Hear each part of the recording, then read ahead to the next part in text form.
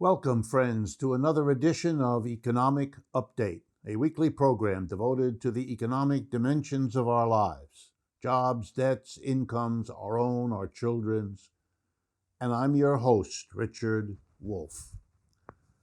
I want to begin today's program by talking about an implication of the surging coronavirus cases, particularly in Texas, Florida, and Arizona, but in many other states as well.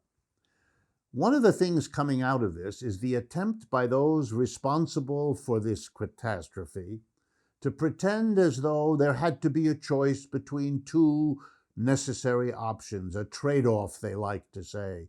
Either you have a healthy economy or you have a healthy body, politic and body natural.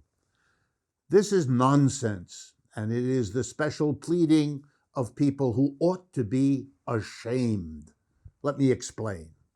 The first priority of a human being is to be alive, to be healthy, to have a decent level of physical and mental functioning. We all really know that. The economic needs we have are genuine, but they're a second priority. You really don't have to worry about your economic well-being if you are dead. This shouldn't take a long time to gather. But worse than that is the notion that you have to have a choice. In order to cope with the public health, we needed to shelter in our homes, we need to wear masks, we need to respect social distance, all of that. But that's a completely separate matter from how we then handle the work problem, the economic problem. And let me give you the best way to get this idea across by comparing the United States and Europe, because either there's a trade-off or there isn't. So let's see. Europe, over the last few days, has reported roughly 5,000 new cases of the virus per day. Over the same period of time in the United States, we have announced and reported 50,000 new cases per day, a 10-to-1 ratio. So clearly, the Europeans have managed to give a priority to dealing with health before the economy, and they've succeeded. Now let's turn to a good measure of the economy, unemployment. What is the unemployment in the United States? Breaking all historical records since the Great Depression. Tens of millions of people added to the unemployment list. Let me pick an example. Germany in Europe. I pick it because it's the most important economy in that part of the world. All right? At the beginning of the COVID pandemic, unemployment in Germany was 5%. And today, the unemployment in Germany is 6%. Get the picture? They have a much less economic trouble and a much less threat to their health. No trade-off. They did better on both of them. Pleading trade-off is a cop-out. It's fake. It's the most fake news I have heard since President Trump overused the term. I want to turn next to a transition we're going through.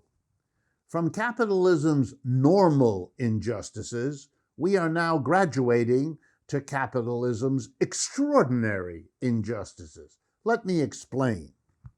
What are the normal injustices? Well, there are many. Rich capitalists buy politicians to get the laws and the rulings and the regulations that favor them. Very old story, not much justice there. To the rich go the spoils. That's how politics is played. You know it, and I know it. Let me give you another example. We call it gentrification. That is when rich people use the wealth that they have to decide they want to live where currently middle and low income people live. So they arrive in that neighborhood, in that town, in that suburb, and they start buying up apartments and buildings and homes, driving up the price which means that the people who rent there can't afford the rents anymore, and the people who live there can't afford to stay in their homes.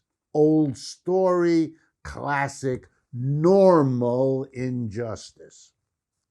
But now, in the wake of the pandemic and of the crash of capitalism of 2020, we are having all of those. They're still there, but we have a whole new slew of extraordinary injustices. Let me point some of them out. Number one, when you put tens of millions of people into unemployment and put them under extraordinary pressures of all kinds, then they can't cover their expenses. Millions of people did not pay their residential rents or their mortgage payments in March, in April, in May, and in June. That's the reality. Roughly half of all commercial enterprises, likewise. Landlords, therefore, couldn't get the income they count on, so they turned around and told the banks they had borrowed from, we're not going to repay the loans we owe you, nor the interest. We can't because we're not earning any money. The banks, in turn, have said to all their creditors and shareholders, well, we're in trouble now and there may be a crash of the banks. And you know what's happening? And this is just a small example. All of these players in the normal capitalist system are reverting to abnormal strategies. Biggest one, stiff everybody else. Get your lawyers lined up with your accountants and go into court and threaten you can't do this, you won't do that, you oughtn't to have to do this. You have a lease, break it. You have a rental contract, forget it. Try to win the battle in court. But of course, we know that the old injustices will now play out again. Those who have the most money can afford the lawyers with the best connections to get the outcomes in the courts that they want. And so what are we threatened with? Evictions. Massive increase in the number of homeless people. And make no mistake, it's that peculiar brand of homelessness that capitalism produces. You know what I mean by special brand? It's when you have large numbers of people without a home sitting across the street from large numbers of homes that have got nobody in them. And this is a system that keeps these two naturally coming together parts from coming together. It keeps the homes empty and the homeless without a home. Crazy? Yes, that's the system you and I are living in. And you know, there's a parallel between normal injustice and extraordinary injustice. A parallel with how the economy works like that in the racism area. We all know what normal racism is. That's when you subject one part of your population that you distinguish from the other part, in our case by skin color, but countries have had all kinds of other ways, by gender, by ethnicity, by immigrant status, you know, one part of the society that has to live the instability of capitalism. The last hired, the first fired, the ones not treated real well, the given the worst jobs, interrupted from time to time. They live in the worst housing, they have the poorest education and the least medical care, so they suffer. But instead of admitting that the system is subjecting some people to this, which it shouldn't, you blame the people. There's something intrinsically wrong with them that explains how they're treated. You call them a race apart. You know when I first learned the term race? Reading British literature. In England, they thought, the rich did, that poor English people were a different race. And you know how they proved it? Because the lower class people used Cockney, a kind of slang in English. And because of that, they said, see, they can't speak, and so they have these deficiencies, and that's why they're treated so bad, rather than understanding that their system required, if you're going to have that level of inequality, that somebody play the poor part. And then when things get extraordinary, it goes beyond that. That's when you try to keep the lid on the oppressed community. You try it with police, and the police overreact, and they use excessive force, and you all know where that has led us. My third economic update for today has to do with calling out a certain kind of fakery. We have economic problems. We've had them a long time, not just under the COVID attack. But instead of facing them, for example, the spectacular problem of unemployment, we should be rehiring all these people. It's what we did in the 1930s. We had unemployment, the government came in, rehired people, and did all kinds of socially useful things. We should have done that now. We should certainly have a national debate about why we're not doing it now when we did it the last time we had unemployment like this. But instead, we do scapegoating. You know, Trump entering office by scapegoating immigrants as if they were the problem. Then the Democrats decided, oh no, it's not immigrants. You know who it is? It's the Russians. Over and over and over again, they're the bad guy. We're treated to endless discourses on the bad Russians. The Republicans, well, they don't think the Russians are so bad. They got a preferred scapegoat, Muslims, or more recently, Europeans. And then, of course, there's the scapegoat, everybody's scapegoats, and that's China. One of the few things Republicans and Democrats seem to get together on is bad-mouthing the Chinese and blaming them for everything you can imagine, when in fact their failure to solve the unemployment problem is the overwhelming issue they find it so difficult to think about. They don't even seem to remember that we had the government hire all those people back in the 1930s, and there ought to be at least a discussion, why in the world are we not doing that now? Why aren't they out there? Why aren't they testing everybody so we could get the illness under control? Why are they not building the infrastructure we need, a Green New Deal, etc., etc.? Why not? Ought to be the discussion. No. We have to scapegoat somebody foreign. That's always much easier. Last topic for today. The question of returning to classes in the fall. Look, most of you, I think, would agree with me that one of the most important social functions in any society is educating, training, teaching the next generation, the people who carry on the civilization we're part of. We call that education. We are now screwing up American education big time. We basically destroyed the last semester of schools. We're about to resume the destruction of education by online distance learning in the fall. Please, that's not what education needs. We have millions of unemployed people who could teach a lot. More than enough to have little classes of 4 to 10 people in public spaces where they can be far enough away so the teaching can go on. The teachers need it, the students need it. Why in the world are we not doing that?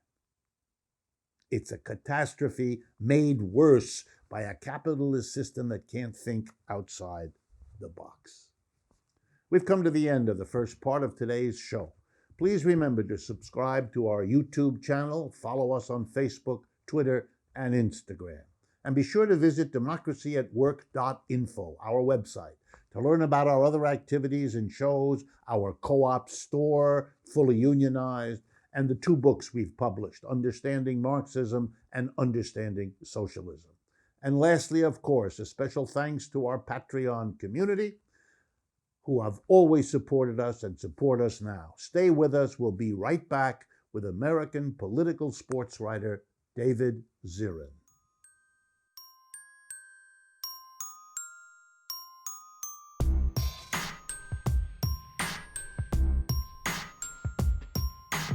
Welcome back, friends, to the second half of today's economic update. I am very pleased to welcome to our cameras and to our microphones Dave Zirin, a man whose work I have followed for years. He's the sport editor at The Nation magazine. He's the author of 10 books on the politics of sports. And finally, he's the host of the Edge of Sports podcast, whose Twitter handle is Edge of Sports, all one word. All right, start off. Welcome, Dave. Oh, it's great to be here. I've read your work for many years myself, so I look forward to chopping it up with you, sir. All right, very good. All right, let's start with the kind of question that people who discuss sports rarely ask. Tell me, what do you think of the relationship between capitalism as the economic system we live with and the sports, professional, amateur, and all the rest that we are so fascinated with, particularly here in the United States? Well, that is a question I don't normally get. And as a starting point, I would just say that sports is something that has existed in every human society once people have had the ability to clothe themselves, to provide shelter for themselves, and to feed themselves. And so sports becomes an outgrowth of a functioning society. And you fast forward to 2020, we are not a functioning society in the United States. And you see that reflect itself in the world of sports.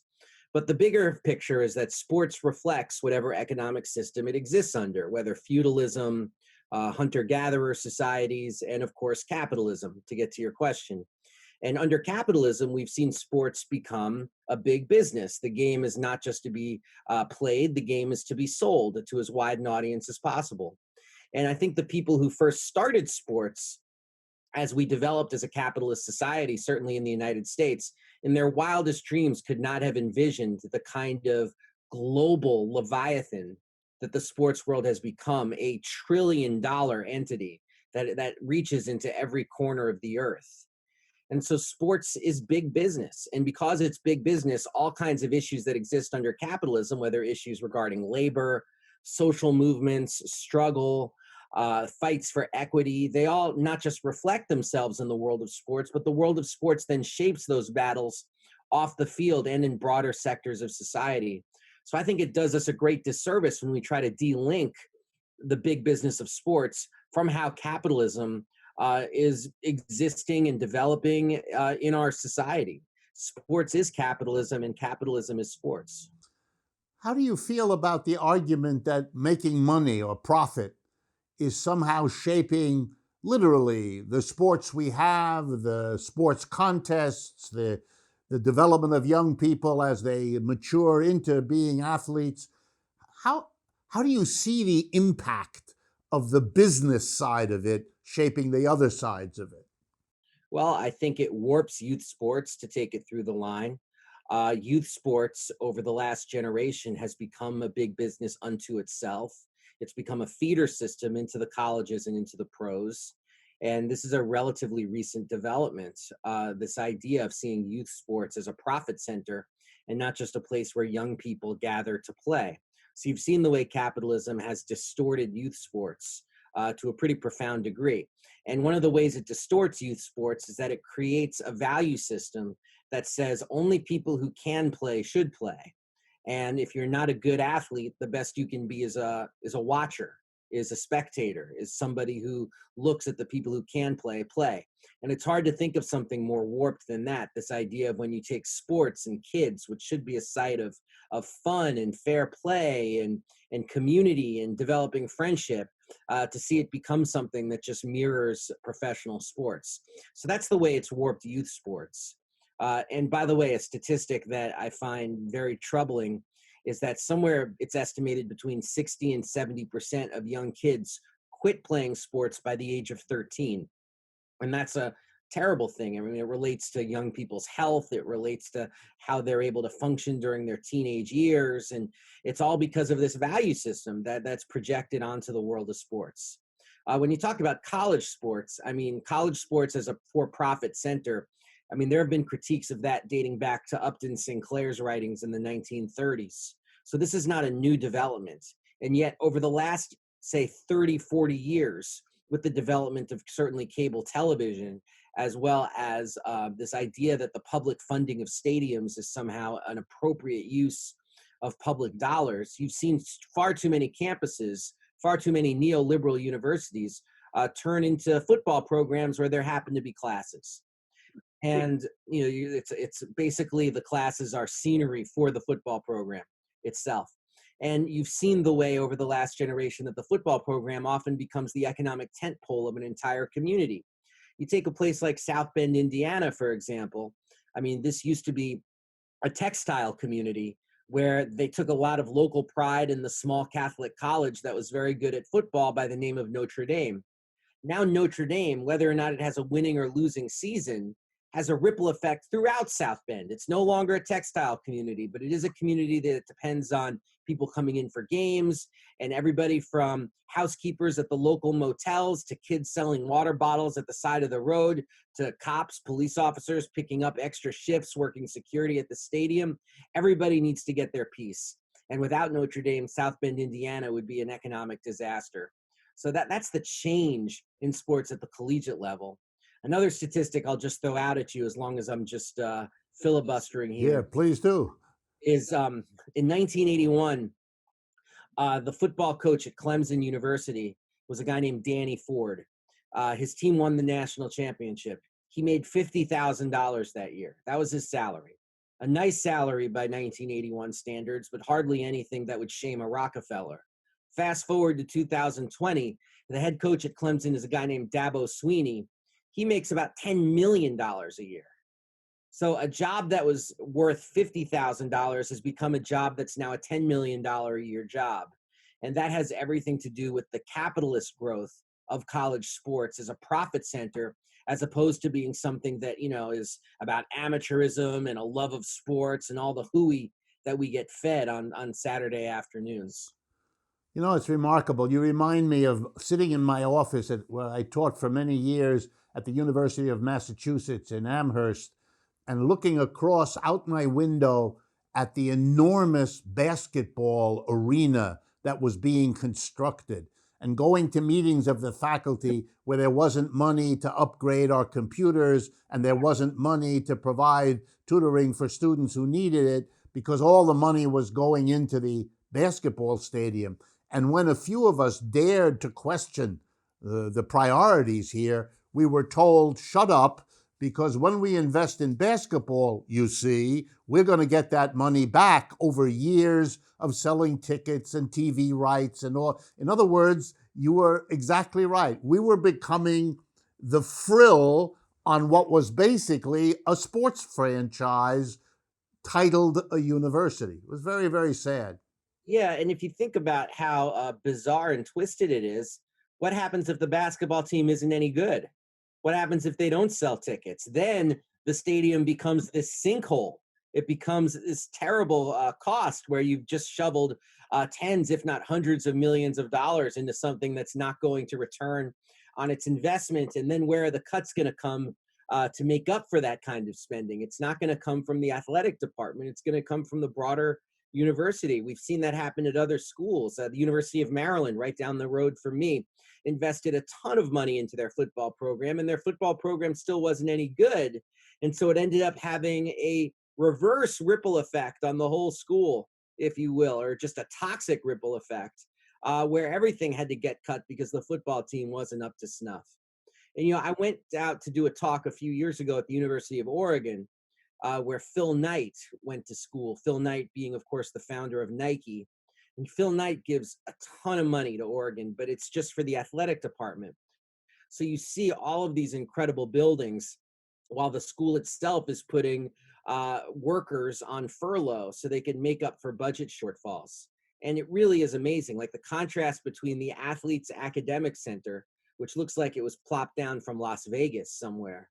The contrast between that and, a typical building at the University of Oregon, which is in a state of terrible disrepair, is really bracing.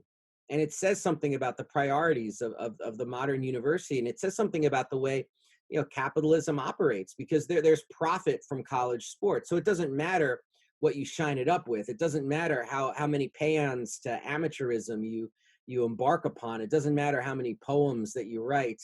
All that matters is that there's money to be made there. And you're seeing that right now in such a frightening degree as so many campuses, it was announced Harvard today, are deciding that they can't go and do the in-person education, that they're going to a completely online program this fall.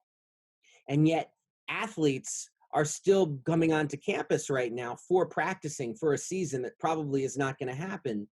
And in some places, there are suspicions that athletes are being encouraged to purposefully get COVID so they can develop antibodies and not have it later in the year. Like, better you catch it now than in October or November.